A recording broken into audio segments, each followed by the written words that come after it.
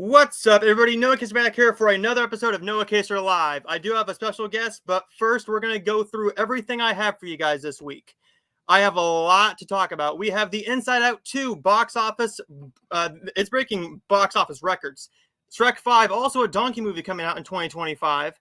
Red Notice trailer reaction, as well as a Nosferatu trailer reaction. I'll be talking about the brand new Hallmark news involving the Kansas City Chiefs, Hunter King and Tyler Hines. I have a couple more.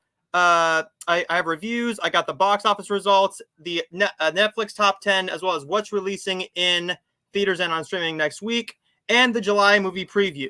But before we do any of that, I want to welcome on my guest for the main topics is going to be Luke Ponto. Had to pull one for a little celebration cue. Welcome. So we're going to get right into it. We're going to talk about the Inside Out 2 box office records. This is a massive movie. This is a massive, massive movie. Pulling up the box office records here, this movie made bank this past weekend. It opened at $100 million, which is higher than every single second opening weekend in years. Yes. $100 million. So taking a look at this box office for what it did just this weekend alone, and we'll look at the actual numbers here in a minute. This movie is breaking records. Last year, it broke the record for the second highest animated grossing film ever. And we also have this week $101 million opening weekend with only a 34% drop. This is magnificent. But no one's talking about Bad Boys. Bad Boys is still making $18.8 million, only taking a 44% drop. Yep. This movie, Inside Out 2, is the biggest movie of the year. It's already beaten Dune. It's beaten Godzilla X Kong. It's beaten everything. This movie is a massive, massive hit.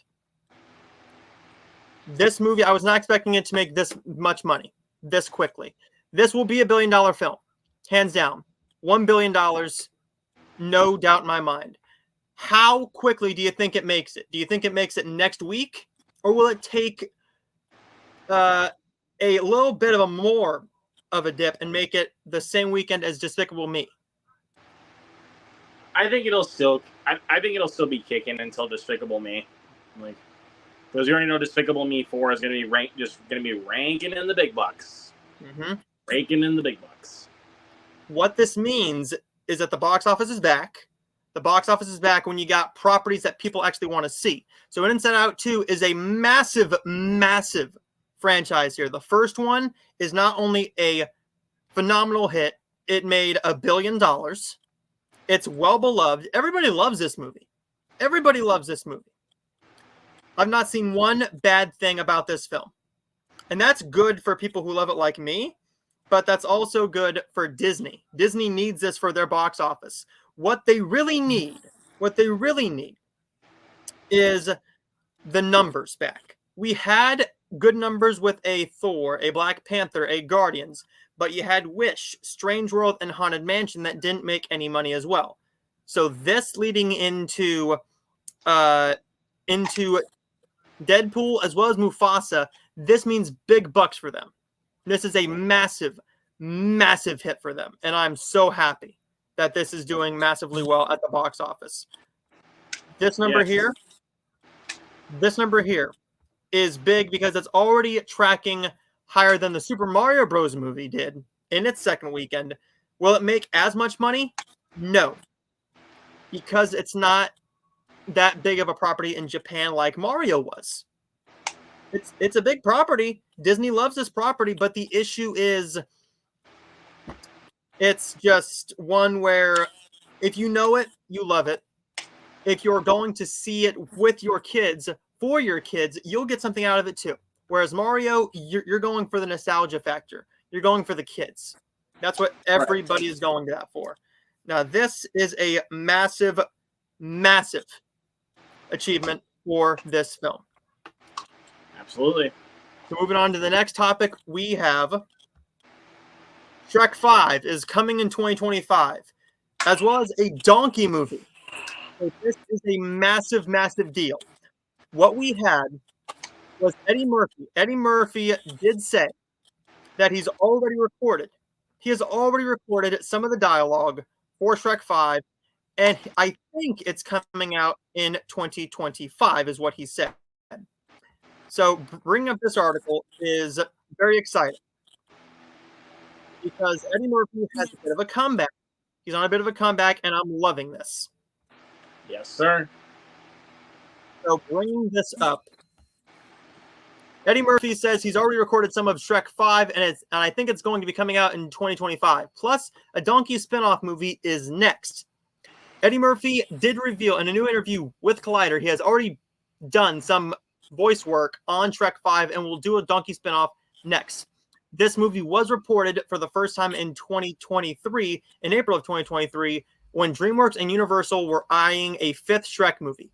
Why not? It's a big franchise with the original cast with Eddie Murphy, Mike Myers, and Cameron Diaz all returning as Donkey, Shrek, and Fiona. But a Donkey spinoff movie is something we've been wanting for a long time. People said that this could not be done because when you take a look at what the Puss in Boots films did, those were mild little hits, not like billion-dollar franchises, but those were modest little hits. Everybody loves them. But The Last Wish made big bucks, though, at the box office. That film made big bucks. Yes. Murphy said this. We started doing Shrek 5 months ago, told Murphy to Collider. I did this. I recorded the first act, and we'll be doing it this year. We'll finish it up. Shrek is coming out, and Donkey is going to have his own movie. We're going to do a Donkey film as well. We're going to do a Shrek, but Donkey. He clarified both films are not being made at the same time, and I started Shrek. He thinks it's coming out in 2025, which means Donkey is probably coming out in 2026. Looking at why they're doing this, Shrek turned DreamWorks Animation into a powerhouse studio with $487 million worldwide gross. The movie became the first Oscar winner in the animated feature category in 2002. Shrek 2 grossed $928 million, and it competed for the Palme d'Or at the Cannes Film Festival. While Shrek the Third and Shrek Forever After earned less acclaim than the first two films, they were still modest little indie darlings, making $813 million and $752 million worldwide. With DreamWorks not having the best luck at the box office recently, this was a given. Looking at what the last spinoff did with Puss in Boots' Last Wish, it rolled into theaters making $485 million. That's right. This is massive. This is great for the Shrek fans. I'm a Shrek fan. I love Shrek. It's one of the greatest animated films ever made. It's one of my all-time favorite films. So bringing out Shrek 5 is interesting, but Donkey is the other thing. I didn't think we were going to get a Donkey film because Donkey, unlike Puss in Boots, Donkey can get annoying really, really quick. He can get annoying very, very quickly. What they do with the story is what's going to matter here. If it is a massive, just full-on annoyance like a Minions movie is, but if you lean into the Donkeyisms, if you lean into everything we love about Donkey, but not give him too much power in this film, not overshadow everybody else in this film with Donkey, give the other characters some love. Whereas with the Minions movies, Illumination has shoved them down our throats. They are the face of Illumination now for a good reason.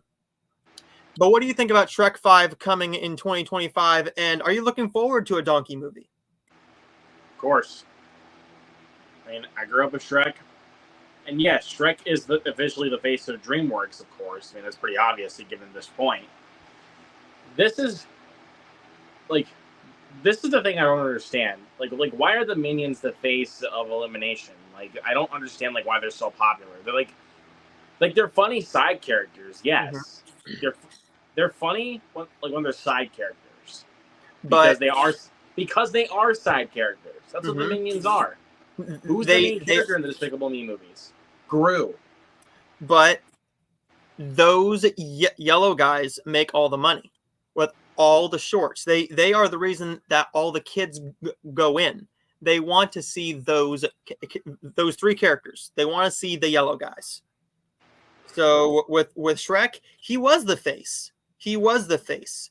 Kids are still recognized with Shrek, but Minions are just the more popular characters with the kid audience now. Unfortunately, that's just how it goes now. Which I'm happy for him. The fourth one is probably going to make $1 billion as well, so we will get a fifth one, and we will get a Minions 3. But Shrek is one I'm more interested in because I really love the first Shrek film. I like all the rest of them. I'm not a fan of Puss in Boots, the first film, in all honesty. So it scares me that they're doing a donkey film. But I'm open to it. I'm open to a donkey film. But rounding watch, out, watch once you watch The Last Wish, that'll change your mind. Yeah. Like you'll be even more excited. Like you'll be like, dude, give me the donkey movie. Give me the donkey movie. But moving on to the next topic, we had 2 new trailers come out this week that I'm very interested in checking out these trailers for. I've seen the trailer for the one, but I was saving this live stream for the actual viewing of Red One. So Red One is the new Christmas film starring J.K. Simmons, Dwayne "The Rock" Johnson, and Chris Evans. This movie is a big deal because we heard about it. The Rock's the biggest movie star in the world. Chris Evans is one of the biggest movie stars in the world. But looking at their past box office history when they weren't in massive franchises, excluding the Black Adam film because DC was going downhill before that. But I thought we'd take a little look at the Red One trailer and see what we think. So here we go. This is the trailer for Red One. $497, $498, $499, $500. Let's go heavy. Yeah, got it. Strong. Oh, Nick. dude, J.K. Simmons jacked. And when is going to move? Evening, ladies. What are you so excited about? Of course, your boyfriend's here. Okay. Who's with Red? Reach! Someone took Nick. We're gonna find him. I'm bringing in Jack O'Malley. He's probably the best tracker in the world. The guy's a legend. What am I doing here? Last night, Red One, also known as St. Nicholas of Myra, was abducted from the North Pole complex. Are you saying Santa Claus has been kidnapped? Garcia? What the hell? You can't trust this guy. He's on the list. You don't mean Yes, that list. NL4. Are you telling me this clown is a level 4 naughty lister? a level 4 naughty lister? Oh, is that funny to you? Hey, you're gonna help us. Come on, let's go. Oh, Jake Kasdan's directing it. Let's go. You don't have a Wonder Woman action figure, do you? It's not how it works. Come on. There is much in here that is not of the natural world. Who's that? Krampus. What are they doing? They're playing crappish slop. I think if you don't need me here, I might just go back to the car. We need to prepare for the possibility of no Christmas. There's worse ways to go out than trying to save Santa Claus.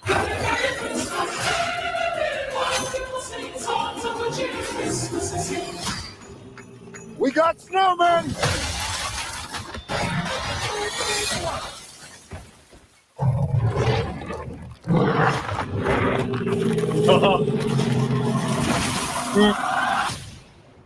That was so disturbing.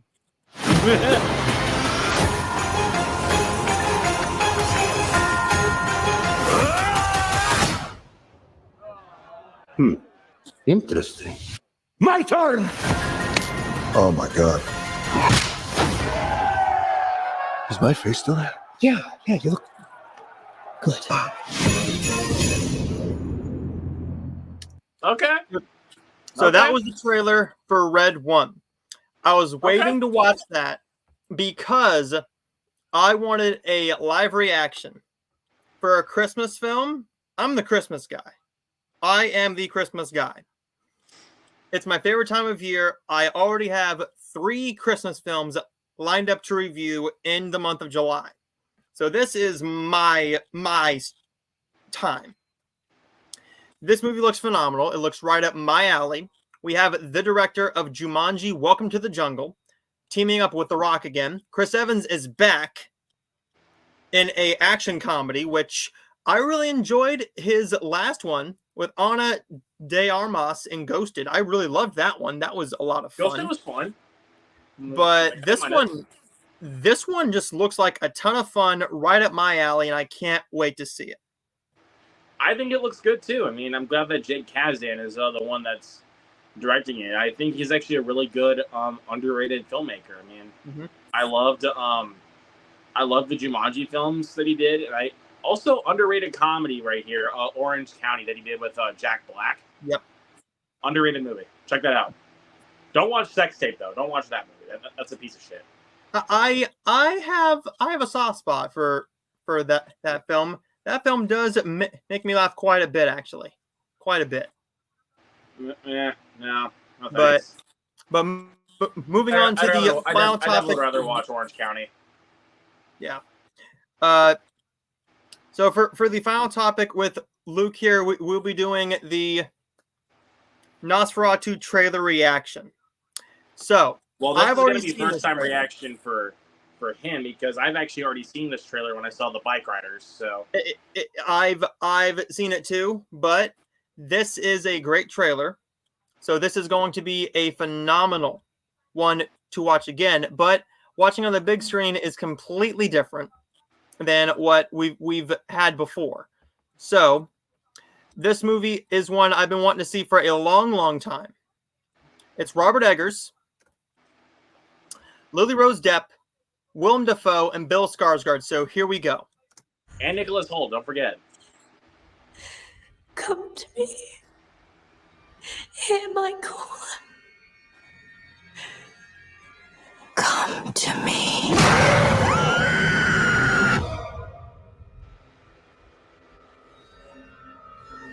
Professor. My dreams grow darker. Does evil come from within us? Or from beyond?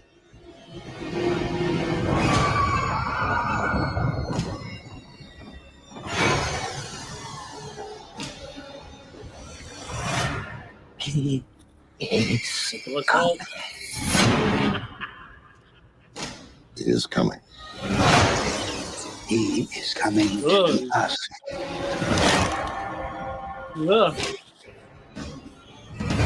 He's coming. Who is coming to my child?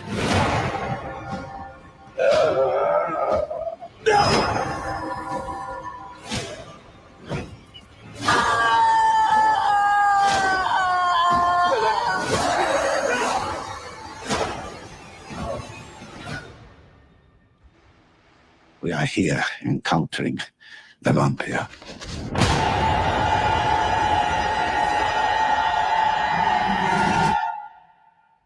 Nosferatu.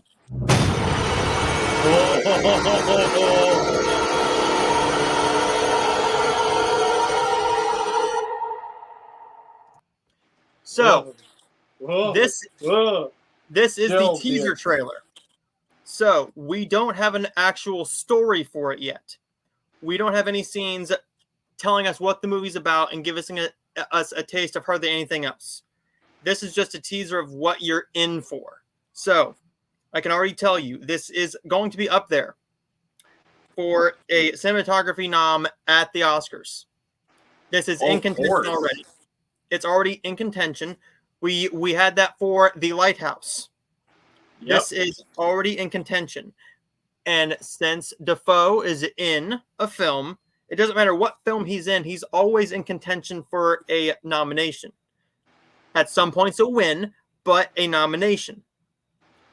What is Right. really going to hurt this film is if it's too Eggers-like. If Eggers goes fully nuts and goes overboard, then this is going to be a slowly paced but gory good time.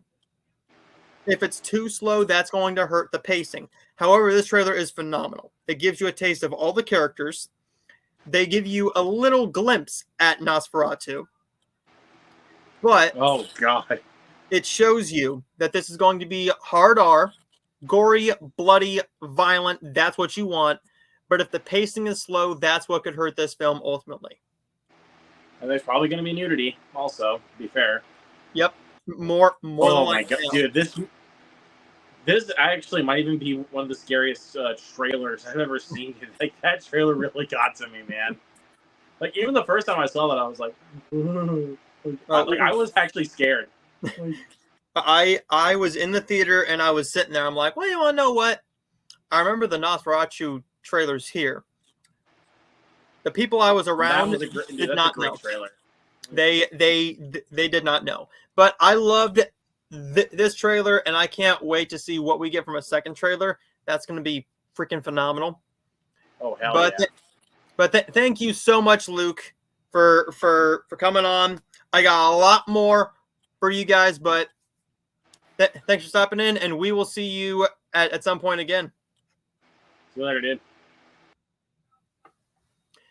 Okay, so next up, we have some Hallmark news. For the people who are new to my channel, I do like the Hallmark channel. I like Hallmark news. So we're going to talk about Hallmark and the Kansas City Chiefs team up for a new holiday movie. This is very intriguing, okay? This is big news because Hallmark is stepping up their game. They did a little tease last year. They did a tease with one of the lead stars of this film, but also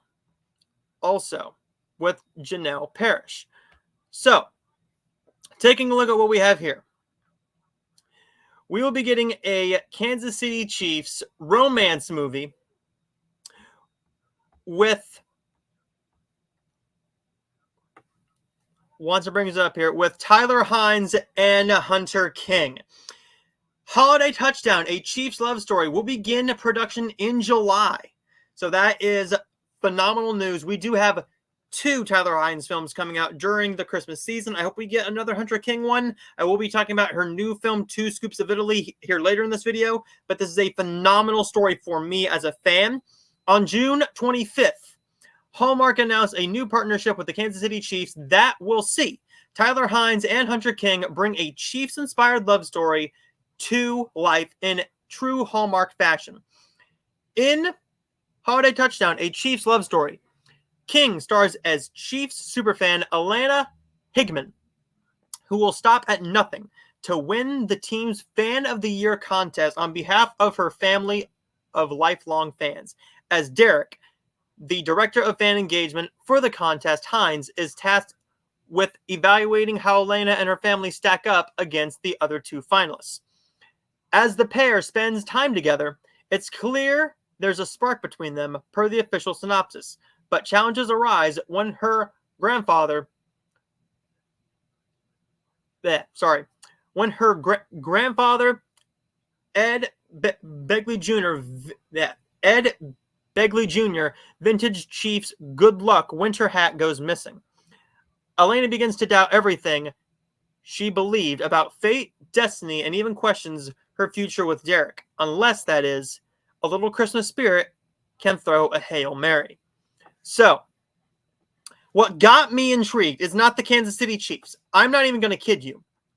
It's these 2. It is these 2. I love these 2. Tyler Hynes is my favorite Hallmark actor on the Hallmark channel right now. I'm not even going to lie to you. Anybody who's new to my channel knows that I don't think this guy has had a bad film. There's very few people who have not had any bad films on the Hallmark channel.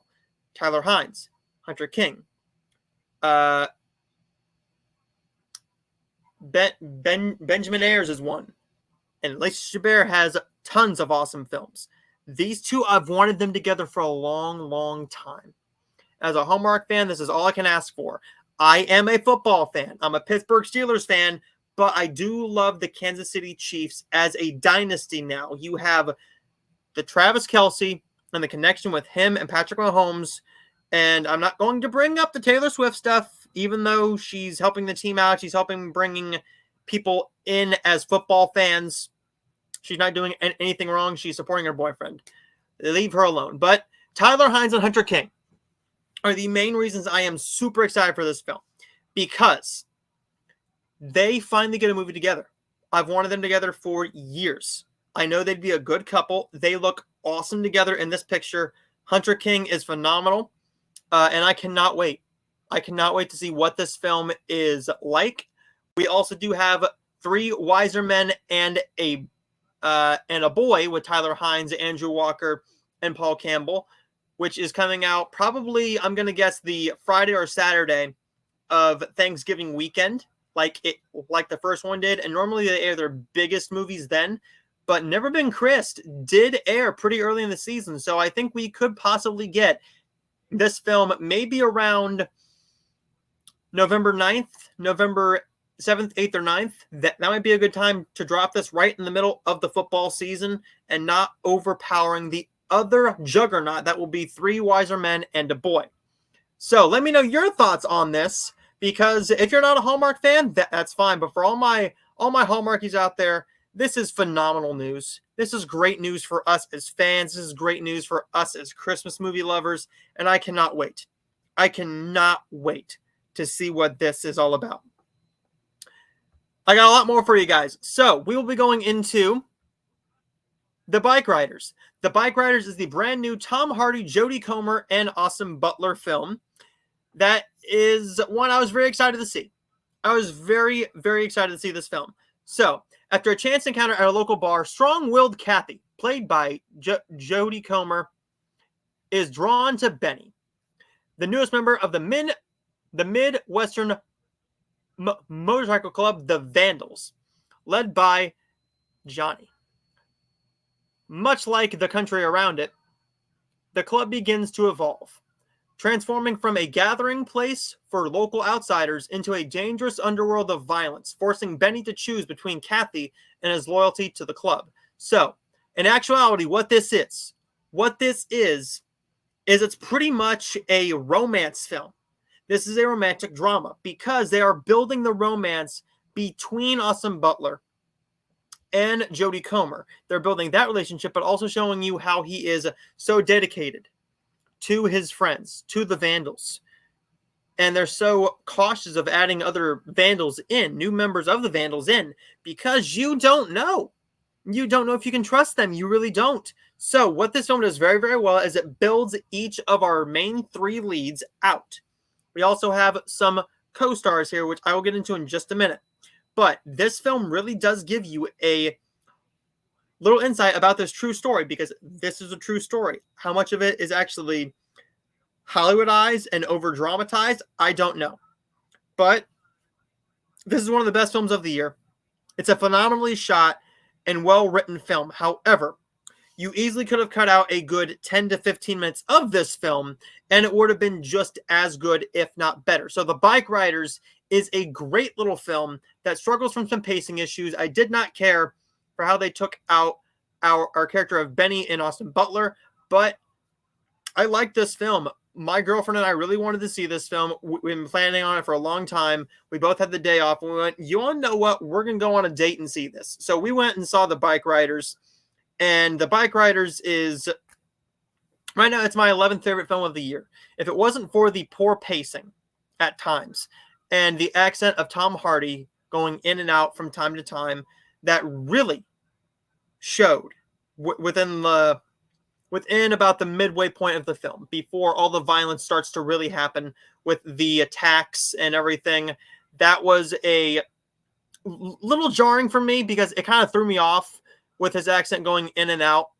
And Jodie Comer's accent does not go in and out of this film. She stays in the American accent the whole time, and I love that. Austin Butler is phenomenal. Didn't like what they did with his character at the very, very end, but I enjoyed The Bike Riders, and I'm going to give The Bike Riders a really solid 4 out of 5. Next up, I will be talking about the brand new Netflix film, which I am so excited to talk to you about. Yeah. So that will be Trigger Warning. Trigger Warning is the brand new Netflix action film that I have not had very high hopes for. I'm not even going to lie to you. I've not had high hopes for this film for a while, because the last couple of the Netflix action films that I've seen have not been all that good. They have not been all that good. So what is this one like? Well, I'll say this. Before I get into what the film's about, I will say this. It is easily one of the worst films of the entire year. So, a skilled Special Forces commando takes ownership of her father's bar. After his abrupt death, and soon finds herself at odds with a violent gang running rampant in her hometown. This one stars lovely Jessica Alba and Anthony Michael Hall. This one is a movie. It's a movie. It's not well shot, the action is boring, the story is not all that intriguing whatsoever, and it moves at a snail's pace at an hour and 47 minutes. You easily could have cut this down to an hour and 27-minute movie, because this movie did not need to be this long. It's overdrawn. The action, I shouldn't say it's a poorly shot film, because it's not poorly shot. It's just a poorly choreographed film, because it looks like they're hiding some of the fighting. It looks like they're hiding some of the fighting, but when the action is good, you don't care, because the story is just so poor. It's so poorly told with a bad script. That's what Trigger Warning is. It's your standard Netflix action film that I'm not going to remember by the end of the year until I look at the list. Until I look at the list at the end of the year and I see this is at the bottom of my list, then I will not remember what this film was even about. Probably by October 1st. I guarantee you, I'll forget all about this film. Trigger Warning is one of the worst films of the entire year, one of my least favorite films of the entire year, and I cannot recommend this film whatsoever to anybody. If you are looking for something to watch, yes, it's number one on Netflix, but that doesn't mean anything. That really doesn't mean a single freaking thing, because what Netflix does is they do tell you, hey, look, this is what everybody's watching.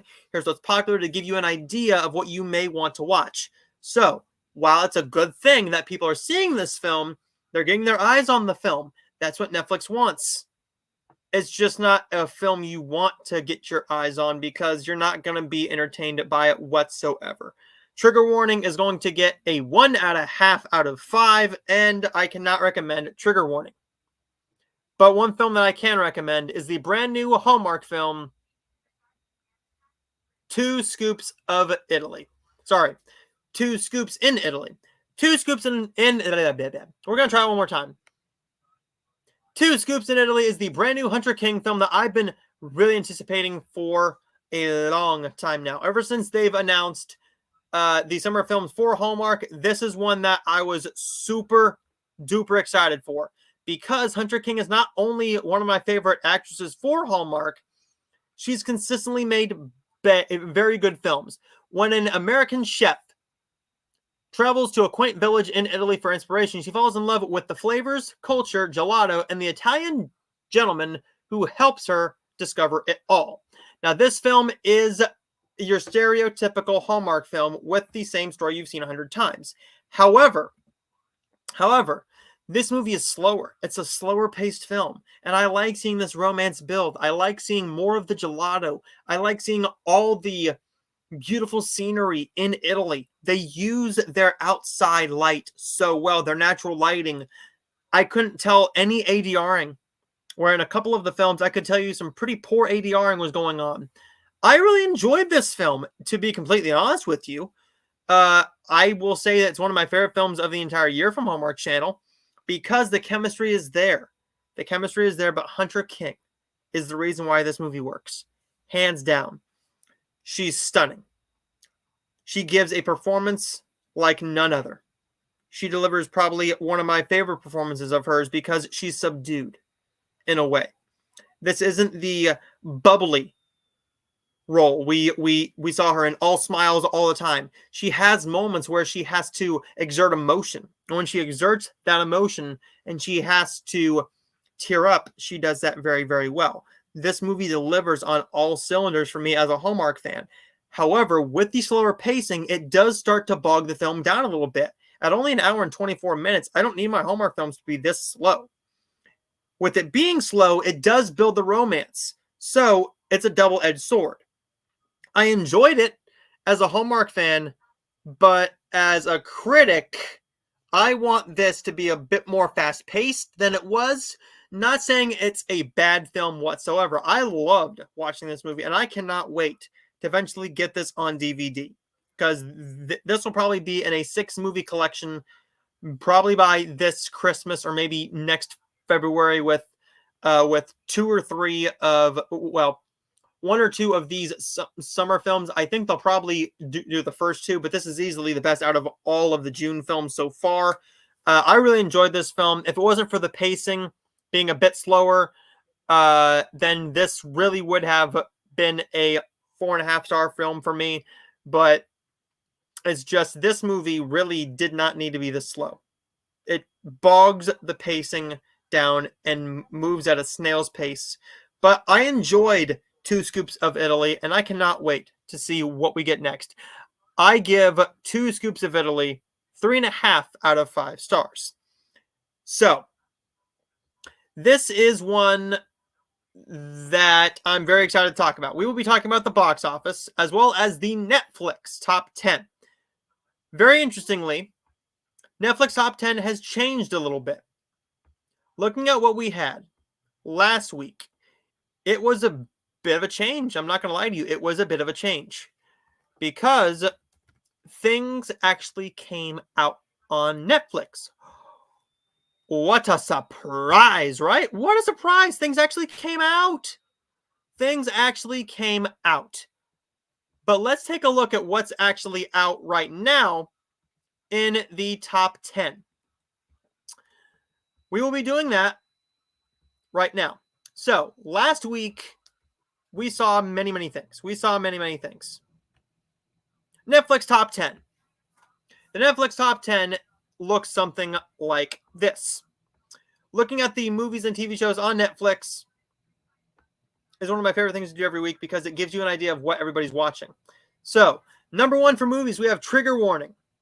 Like I said, it's number 1 right now. Home is at number 2.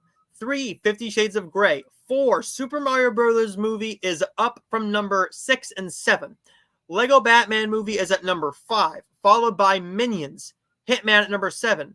Ultraman Rising at number 8. Shrek at number 9. And Tell Them You Love Me at number 10. I love seeing Shrek and Mario in here consistently, but Hitman is the one I'm very excited seeing in the top 10, because it looks like people are still watching this film. It's getting the recognition. It's getting all the love in the world. I haven't heard one person say a bad thing about that film. In the TV shows, we have Bridgerton at number 1, America's Sweethearts, the Dallas Cowboy Cheerleaders, 3, Your Honor, 4, Perfect Match, 5, Dexter came to Netflix, Gains of Galatia at number 6, Erica at number 7, Queen Charlotte, a Bridgerton story at number 8. I was not expecting to see that. Number 9 with Sweet Tooth, and Dance for the Devil, the TikTok Cult at number 10. What's very interesting to me is how 50 Shades of Grey is still there. 50 Shades of Grey is still there. That's very intriguing. That's at number 3, because at number 3, that means that the fans are still loving those movies. Could we potentially get more styles of films like that? I don't think so. I really don't. Because when you get a more graphic type of a film, it's hard to make money. Those movies had a following before you actually put the movies out. They had books. They had books. When the books came out, they became a massive hit, and then we got the movies. So with the Netflix Top 10, that's always fun to do every single week, because you never know what's going to be number 1. Madam Web was number 1. Right now, we have Trigger Warning. Next week, it will be a film that I will be talking about on Thursday, which there will be another show on Thursday. I will be doing a second Noah Kaser Live on Thursday, so I cannot wait to do that. But next up, we will be talking about the box office numbers. So, taking a look at what happened at the box office this week. The box office numbers look something like this. Let me pull that up there for you. Number one is, we've already talked about it. It is Inside Out 2 at $101 million. But number two, still raking in $18.8 million, only dropping 44% from that week. We're in its third week, and it's only dropping 44% and only leaving 104 theaters. Bike Riders opened to $9.6 million. Not a great start for the Bike Riders. I'm not sure what the budget of that one is. Kingdom of the Planet of the Apes only drops another 31%, so that's holding in strong, as is Garfield, only dropping 21%. So, looking at what it does, right? Normally, you see a 60% drop. This is what you normally see, a 46% drop in the third week. You see a 55% drop in the sixth week. You see a 48% drop in the fifth week, 39% in the eighth week. But those films usually do not. They usually do not wind up with this many theaters then. I think Inside Out 2 is going to reach $1 billion by the time we get to next weekend. I think there's a real shot. I think by this weekend, it'll probably hit $800 million. And then this weekend worldwide, it will probably earn another $200 million, if not more, and join the $1 billion club. Hands down, this will be a $1 billion film. And I am super excited for it. I'm very happy for it. We only got two more things to talk about, and we will be doing that right now. Releasing this week in theaters and on streaming, we have a lot of titles. And I mean a lot of titles to talk about, because this is a busier week for everything, actually. For Blu-ray, for DVD, for cinemas. This is one that I am very excited to share. Okay, so let me pull this up here. This week, we also have one Netflix film coming out, VOD films, Blu-ray, and cinemas. But the big movie this week is A Quiet Place Day One. Quiet Place Day One is the biggest film. This will be a mild little hit at the box office. Taking a look at what the Quiet Place films have done, they won't be phenomenal hits, but for their budgets, they'll make good money. Yesterday, Furiosa hit VOD. Today on Blu-ray and DVD, you have Ghostbusters, Frozen Empire, The Boys in the Boat, and The Mystery of Ungentlemanly Warfare. The Boy and the Heron is now on Max. On VOD, we also have The Watchers coming out on Friday. Also on Friday, on Netflix, we have A Family Affair, which I will have my review of on Thursday, and Horizon: An American Saga Chapter 1. This movie will not do very well. I don't see this doing $100 million. I really don't. I'm not sure what the budget is for it, but that's what matters. Is the movie good? From what we've heard out of Cannes, some of the reactions, they're not very positive. But does that mean a whole lot? Maybe. Cannes can be very interesting because it did receive a standing ovation, even though it got middling reviews. But next week is the big week. This is the big one. July 3rd, we have Despicable Me 4 and Beverly Hills Cop Axel F. I will be doing reviews of both of those on the show here in a couple weeks. There will be no video, no live stream next week, no Noah Kaser Live next week. DVD and Blu-ray, we don't have a whole lot. Maxine comes to theaters on July 5th. And A Space Cadet comes out on Amazon Prime on on July 4th. Also, going to smaller cinemas, we do have Kill, which I'm trying to get a screener for. The Imaginary, a new Netflix anime film, which I will be watching and reviewing for you guys. The Last Breath, a brand new shark film coming to VOD, which I will potentially be watching. And The Boneyard, followed by Murder Company. And Murder Company, I'm mildly interested in because of this cast. This cast is the reason I am interested. And I just completely lost it. I just lost it. Okay, here we go. I lost it in the wrong way.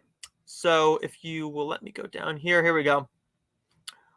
William Moseley and Kelsey Grammer are the reasons I am initially interested in this film. It does come out on VOD on July 5th, so depending on the price, I might rent it. It's about it takes place during the D-Day invasion, so there's a good chance I will. But then followed by that, we will be doing a bit of a monthly preview because we are at the end of the month. We'll be doing our July movie preview now. So we've already done that. We've already looked at a couple of films in the last segment, but we'll take a look at them one more time. Despicable Me 4 on July 3rd. Beverly Hills Cop Axel F. Axel F. releases on July 4th, followed by Maxine in theaters on July 5th. July 4th, we also have Space Cadet on Amazon. Murder Company comes to cinemas and VOD on July 5th. And on July 5th, we also have The Imaginary, a brand new anime film on Netflix that I'll be watching and reviewing. A brand new shark film, The Last Breath, comes out on July 1st. If I can get a screener for the movie Kill, I will watch it and review it for you guys. But Boneyard also comes out on July 2nd. This does not intrigue me whatsoever. I'm not even gonna lie to you. The cast, it's Mel Gibson and 50 Cent. That does not intrigue me hardly at all. So taking a better look at what comes out, Sound of Hope, the story of Possum Trot comes out, followed by Amish Affair on Lifetime. I will check out a preview for that one. If it looks interesting, I might give that a watch. We have Goyo. I believe that's Goyo on Netflix on July 5th. I got a trailer for this in front of my screening of Anyone But You. It's Housekeeping for Beginners. The Nature of Love is a theater film coming out on July 9th on VOD. We have Kingdom of the Planet of the Apes on 4K, Blu-ray, and DVD. We will have Civil War, The Boy and the Heron, Boy Kills World, and Abigail. But that's not the only stuff coming out that week. In cinemas and on VOD, we will have The Convert. In theaters, we will have Fly Me to the Moon and the new horror film Longlegs. Disney Plus, we will have Descendants. July 9th, we will also have Challengers coming to Blu-ray and DVD, which is when I will be potentially renting that one to watch it if it's down to $5.99. Unsung Hero, the same thing for that one. Sing Sing goes to theaters. Probably limited theaters on July 5th, and it'll probably open wider on July 19th. Skywalker's A Love Story. That's a romantic drama documentary style film that I'm looking forward to seeing. It sounds really interesting. Going down the list here, we do have in theaters for the 30th anniversary, The Lion King goes back to theaters. Divorce in the Black, a Amazon film from Tyler Perry. The Blue Rose. This is going to be a gender-bending surreal noir set in the 1950s. The Blue Rose follows the one-night journey of two rookie detectives as they set out to solve a seemingly clear-cut homicide, only to find themselves in an alternate reality of their worst nightmares. This is a Christmas film coming out on July 12th, or a film around Christmas called Because We're Family. I will be watching and renting that one. Followed by July 19th, we have Twisters coming to theaters. July 16th, we have Justice League Crisis on Infinite Earths Part 3. My Spy, The Eternal City on Amazon Prime. We get a sequel to that. I'm not seeing any marketing for it. So it's probably just going to be one that they drop and it's instantly forgotten about. Skywalker's A Love Story does go from cinemas to Netflix on July 19th. Taking a closer look at what we have here, we will have... what else do we have here? We will have Land of Bad coming to Netflix, but nothing else looks that intriguing or noteworthy besides Deadpool and Wolverine comes out on July 26th. You know, just this little film that is only tracking at $200 million. Only $200 million. Not that big a deal. But this is going to wrap up the entire July wrap-up with with Justice League Crisis on Infinite Earths Part 3. That's very interesting to me. On Max, we will finally be getting Knox Goes Away. And in theaters for a limited time for Fathom Events, we have The Good Half with Nick Jonas and Disciples in the Moonlight, as well as Man and Witch, The Dance of a Thousand Steps. And then going into the last week, the last little bit of July, we will have The First Omen coming to Blu-ray and DVD, along with Sting and You Can Call Me Bill. And apparently we will be getting Winnie the Pooh, Blood and Honey on Blu-ray and DVD and 4K sometime in July. Before we go into August, we will save that for next month. So that is it, everybody. Thank you guys for watching this video. Stay tuned because I will have a brand new episode coming on Thursday afternoon, early afternoon, mid-afternoon, between like probably 1 and 3, somewhere around there. But there is that, guys. I want to thank you guys for watching this video. Like and subscribe if you're new, and I will see all of you guys next time.